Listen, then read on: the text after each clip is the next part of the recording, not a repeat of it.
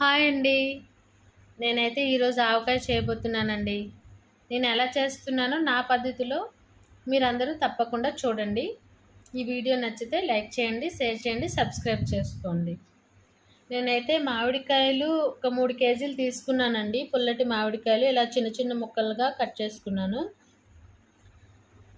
దానికి సరిపడా కారం తీసుకున్నాను, ఆవపిండి, ఉప్పు, తెల్లుల్లిపాయలు ఇలా పొట్టు తీసి చిన్న చిన్న ముక్కలుగా కట్ చేసుకున్నాను. ఇది మెంతి పొడి అండి. మెంతి పొడి ఇదంతా వేసుకోకూడదు, 2 స్పూన్స్ వేస్తే చాలు. ఇది శనగ పలుకులు ఉంటాయి కదండి, వేరుశనగ పలుకులు, ఆయిల్. నేనైతే యాక్చువల్గా 3 లీటర్లు వేద్దామని తీసుకున్నాను, కాకపోతే 2 పెట్టాను, ఇంకొకటి పక్కన పెట్టాను. ఇప్పుడు నేను ఎలా చేస్తానో చూద్దాం రండి. ముందుగా కారం తీసుకుందాం.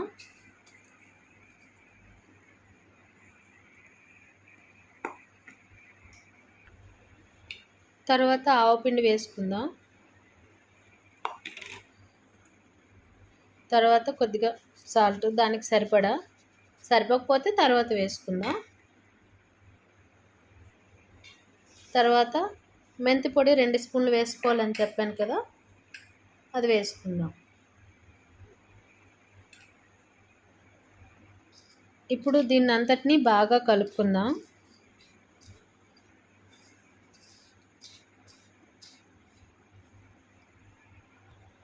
ఇప్పుడు అంతటినీ కలిపాం కదా, అందులో కొద్దిగా ఆయిల్ వేసుకుంటే, అంటే 1 లీటర్ ప్యాకెట్ నేను వేసేస్తున్నాను. వేసేసి కలిపేద్దాం.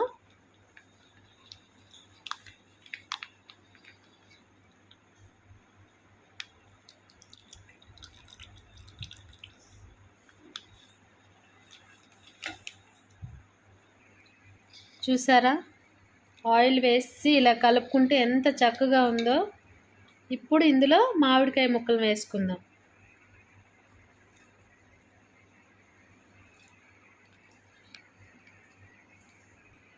చూసారా ఎంత బాగుందో ఆవకాయ. ఇందులో ఇప్పుడు మనం పొట్టు తీసి పెట్టుకున్న తెల్లుల్లి వేసుకుందాం. అలాగే నేను 2వ ప్యాకెట్ కూడా సగం వంపేసానండి, అది మీకు చూపించలేదు. ఇంకొద్దిగా ఉంది కాబట్టి అది కూడా నేను వేసేస్తున్నాను. మనం ఆయిల్ ఎక్కువ వేసుకుంటే అది మంచిగా పైకి తేలి బాగుంటుంది, చాలా టేస్ట్గా అనిపిస్తుంది. చూసారా, ఆవకాయ రెడీ అయిపోయింది. ఇప్పుడు వేడి వేడి అన్నంలో కొద్దిగా ఆవకాయ వేసుకొని తింటే ఎంత బాగుంటుందో అది కూడా చూపిస్తాను మీకు.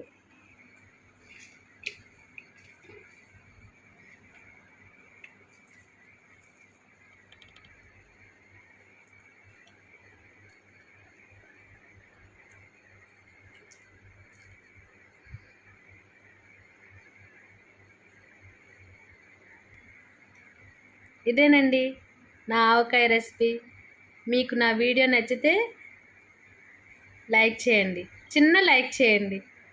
మా పాప తిన్నది చూశారు కదా, ఎలా అనిందో, మీరు కూడా అలాగే లైక్ చేయండి. బాయ్.